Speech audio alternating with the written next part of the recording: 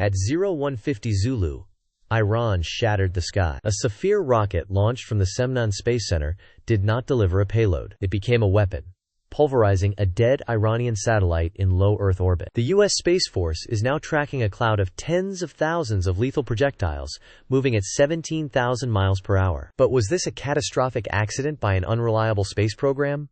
Or did Tehran just declare war in space by triggering a Kessler syndrome event, deliberately caging America's military in orbit for a generation? The target was their own, a defunct Nowhere-2 military imaging satellite, a worthless piece of hardware. By striking their own asset, Tehran created a veil of plausible deniability, a failed third-stage ignition, a guidance malfunction.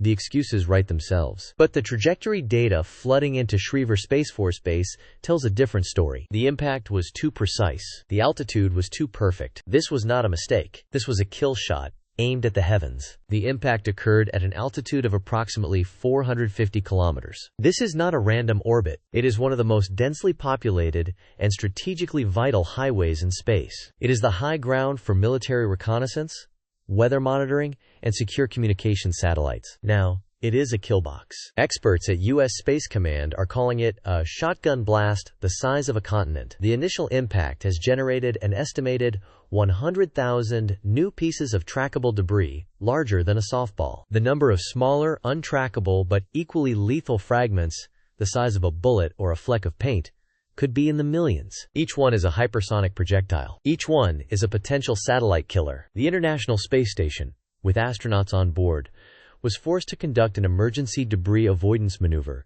firing its thrusters to push itself into a higher, safer orbit. But hundreds of other assets are not so nimble. Global positioning systems, billion-dollar spy satellites, the entire nervous system of America's 21st century military machine. They are all now flying through a minefield. The Pentagon's greatest advantage, its unparalleled eye in the sky, is now its greatest vulnerability. Losing a single GPS satellite can throw off navigation for an entire carrier strike group. Losing a Keyhole-class reconnaissance satellite means going blind over a hostile nation's nuclear sites. This single event has put at risk over $1.5 trillion of U.S. and allied space infrastructure. It is an act of strategic vandalism on an unprecedented scale. The official story coming from Tehran is one of regret. A state media broadcast spoke of a technical mishap during a planned satellite launch. They claim the rocket's upper stage failed to separate, sending it careening into the retired Nowhere-2. They offer condolences for any disruption to international space operations. It is a lie. Intelligence analysts within the DIA, the Defense Intelligence Agency,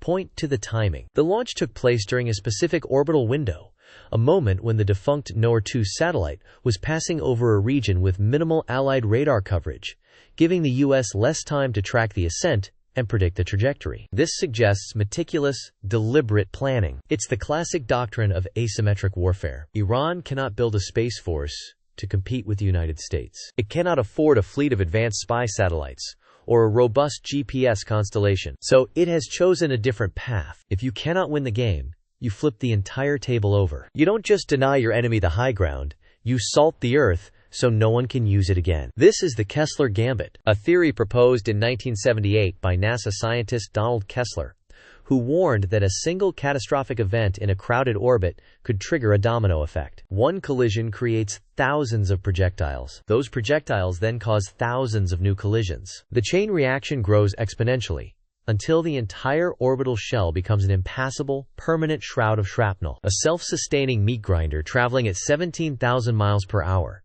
destroying everything in its path for centuries. Iran may have just sacrificed its own pawn to trigger this exact cascade failure. But the debris cloud isn't the only weapon Iran just unleashed. As the world's space agencies stared in horror at the chaos unfolding in orbit, a second, invisible attack was already underway. New intelligence, now being declassified on an emergency basis by U.S. Cyber Command, reveals that something else happened at the exact moment of impact. A coordinated cyber attack, a digital blitzkrieg, unlike anything seen before. This was not the usual Iranian hacking attempt, targeting banks or power grids. This was far more sophisticated. The targets were the ground stations, specifically the Space Ground Link System antennas in Colorado, Hawaii, and Guam. These are the nerve endings, the vital communication links that allow the Pentagon to talk to its satellites, to task them to receive their data. The IRGC's Cyber Electronic Command launched a wave of zero-day exploits and distributed denial-of-service attacks,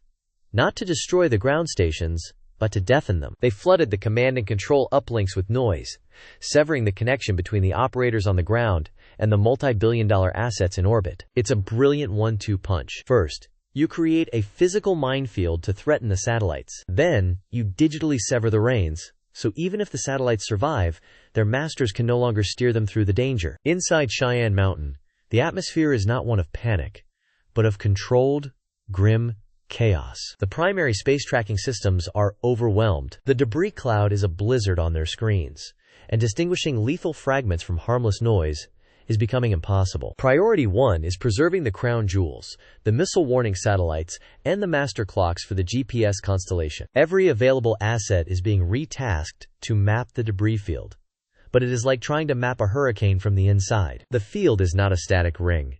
It is a living, expanding, and unpredictable entity. The Pentagon's entire operational playbook for global conflict assumes space superiority. It assumes access to instant global intelligence. It assumes pinpoint accurate navigation for its bombs, its ships, and its soldiers. The Kessler Gambit challenges all of those assumptions at once. Without reliable GPS, a Tomahawk cruise missile becomes a multi-million-dollar unguided rocket. Without satellite imagery, an entire enemy army could mobilize completely undetected. Iran has effectively thrown a blanket over the eyes of the American war machine, and they did it for the cost of a single, aging rocket. And while the Pentagon scrambles to assess the damage in orbit, something is moving on the ground. Deep within the U.S. Central Command's area of responsibility, alarms are blaring for a different reason. In the Strait of Hormuz, the choke point for 20% of the world's oil, Iranian Revolutionary Guard Corps fast attack craft are swarming from their bases at Bandar Abbas, and they are not on a normal patrol. Initial reports from the Fifth Fleet,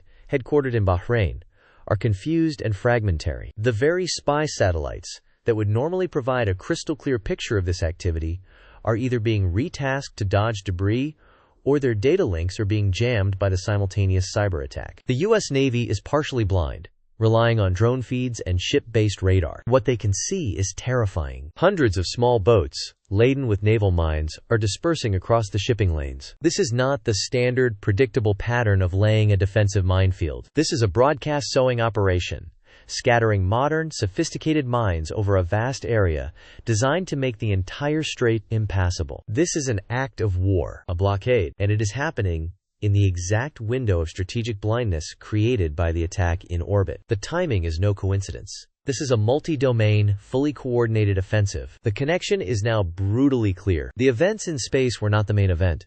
They were the opening move. The Kessler Gambit wasn't just about denying space to America. It was about creating a window of opportunity, a period of induced paralysis, to execute a radical change to the strategic map on Earth. Step 1.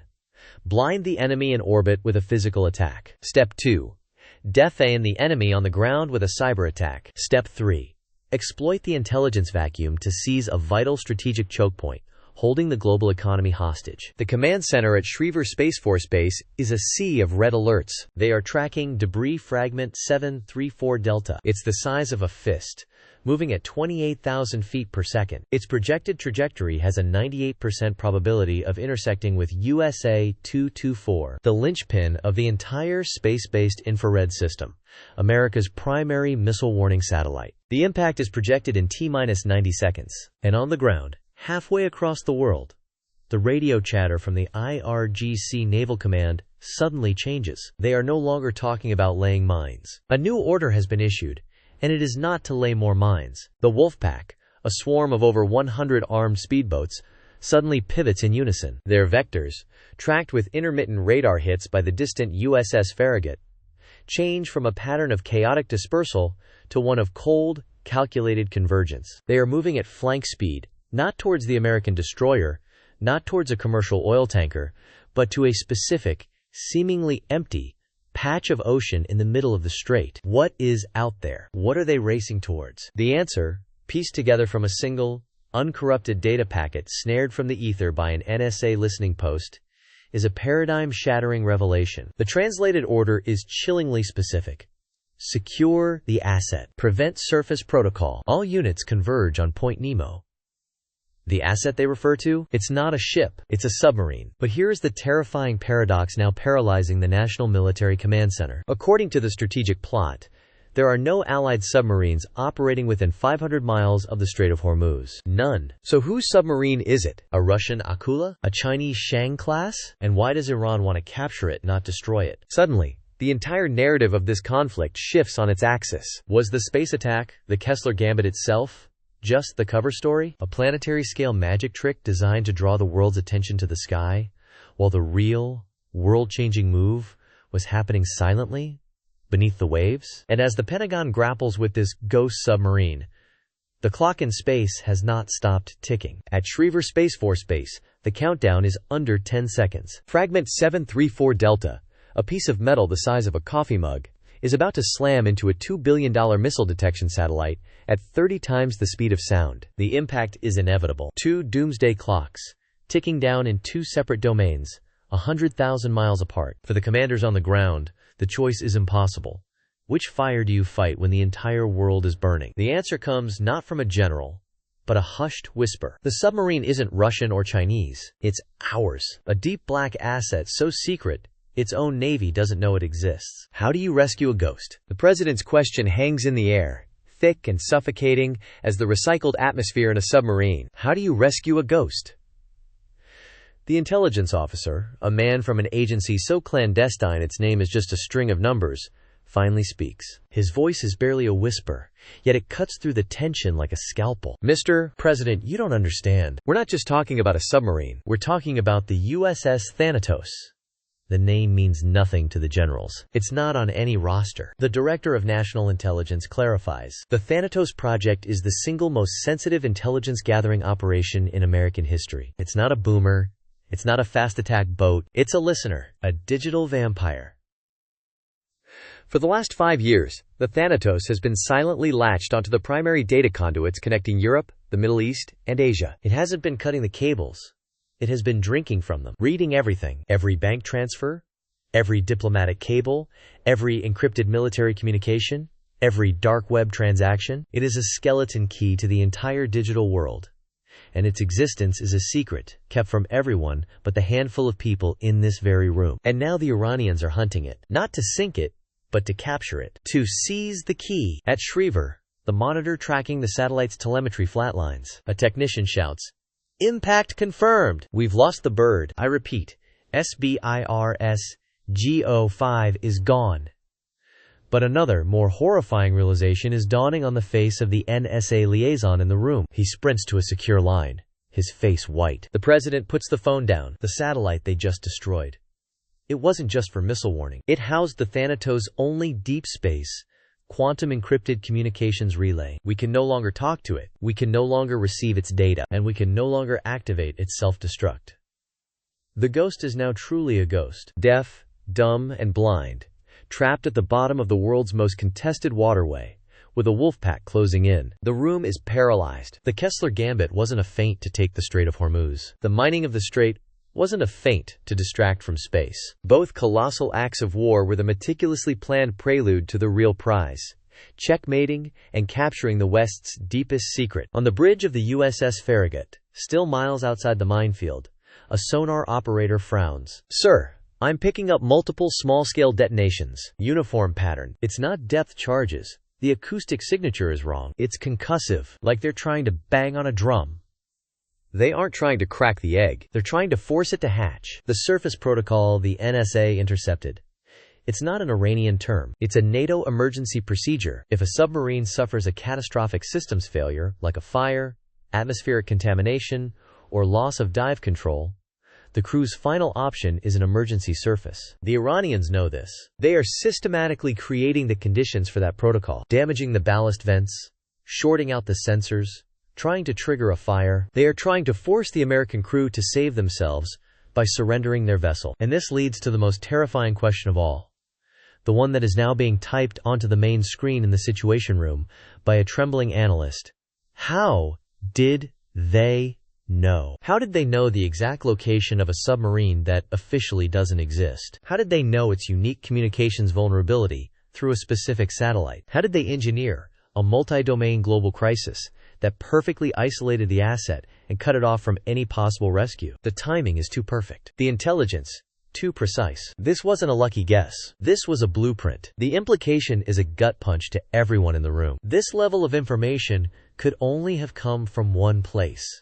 The inside. A leak. A traitor. Not just any traitor, but someone with access to the most compartmentalized, need-to-know secrets in the entire U.S. intelligence apparatus. The enemy isn't just in orbit or in the Strait of Hormuz. The enemy might be in Washington. The president looks at his chairman of the Joint Chiefs. What are our options?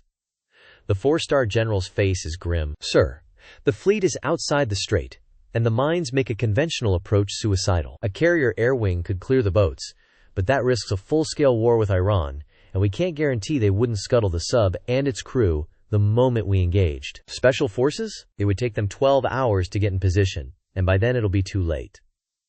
He pauses, the finality of his words hanging in the air. Militarily, there are no good options. The Thanatos holds more than a crew of 130 souls. It holds the data it has collected, the compromising financial records of world leaders, the secret military plans of Russia and China, the identities of covert agents across the globe. If Iran captures it, they don't just get the technology. They get a decade's worth of the planet's most sensitive secrets. They could blackmail governments, crash economies, and expose every clandestine operation the West is running. It would be a strategic catastrophe from which there is no recovery. A cold silence falls over the Situation Room. The choice seems to be between a world war or the greatest intelligence disaster in history. Then, the quiet man from the nameless agency speaks again, his voice steady. There may be one other option. It is not a military option, and it has never been attempted. The president looks at him, desperate. What is it? The man slides a single, heavily redacted file across the table. It has only one word on its cover: Triton. The president opens the file. Inside is a single sheet of paper with a photograph of a man who looks more like a history professor than a spy, and a short, cryptic biography. The agency man speaks. Triton isn't a plan, Mr. President. It's a person, our most deeply embedded asset. A ghost we placed in Iran's military intelligence directorate 20 years ago. He is the reason we knew this was coming, but he couldn't stop it. He could only warn us. The CIA director scoffs. One man? What can one man do against a fleet of gunboats and a minefield? The agency man doesn't blink. He can't save the submarine, ma'am. He can only destroy its value. The Iranians want the data. Triton's mission is to make that data worthless. He will initiate a cascade protocol, a controlled, targeted leak of highly classified, but ultimately non-critical, intelligence from a dozen different nations. He will flood the global networks with so much contradictory, poisoned, and fabricated data that for the next decade, no one will be able to distinguish what's real from what's fake. The Secretary of Defense stands up, furious. You're talking about strategic arson. We'd be sacrificing alliances, burning our own sources, just to deny Iran a prize? The fallout would be catastrophic. The agency man's voice is cold steel. The alternative, sir, is a world where Tehran holds a gun to the head of every Western leader, knows the launch codes to our allies' missiles, and has the name of every friendly asset in Asia. The alternative is the end of the game. Triton is the reset button. The president closes the file. He looks around the silent room, at the faces of his advisors, the flicker of suspicion now replaced with the weight of an impossible choice. He looks at the screen, at the silent silhouette of the Thanatos, being hammered in the dark. What's the go code? The president asks, his voice barely a whisper. The agency man replies. You just say the word, sir. He's listening for it on a specific, buried frequency. The president leans forward, his hands clasped on the table. He takes a deep breath. Tell Triton to sound the horn. On the bridge of the Iranian command boat, an officer smiles. Sonar reports signs of buckling on their forward ballast tanks. They won't last another hour. His commander nods, triumphant. But then, a communications tech turns from his console, his eyes wide with panic. Sir, we're getting flash traffic from HQ. It's everywhere. The network is compromised. The Iranian commander stares at the screen, watching reports of chaos unfold. His prize, the treasure trove of secrets at the bottom of the strait, is suddenly just a single drop in a worldwide ocean of leaked data. Its authenticity, its value, is now impossible to prove. It's been devalued to zero in a matter of minutes. His leverage is gone. He screams in order, "Get me the general!" But the line is dead. And then, The final piece falls into place. The president looks at the agency man. He knew exactly what to leak. The timing, it was perfect. Too perfect. This wasn't just a countermeasure. The agency man nods grimly. As I said, Triton warned us this was coming. He also identified the source of the leak that made it possible. We didn't plug the leak, we used it. The president's gaze shifts to his 4-star general, who is frozen, his face a mask of disbelief and horror. The Thanatos was the bait, the president says, his voice filled with ice. You baited our own people. The general slowly raises his hands as the agents secure him. The traitor wasn't in Tehran. He was at the table the entire time. The war was never for a submarine. It was for the truth. And in the 21st century, the truth is just another weapon. To be hidden, to be deployed, and sometimes to be sacrificed. The front line is no longer a line in the sand. It's in the code, the satellites, and the secrets we are forced to keep. To understand the conflicts of tomorrow, you need to break the front today. Subscribe to breaking_the_front.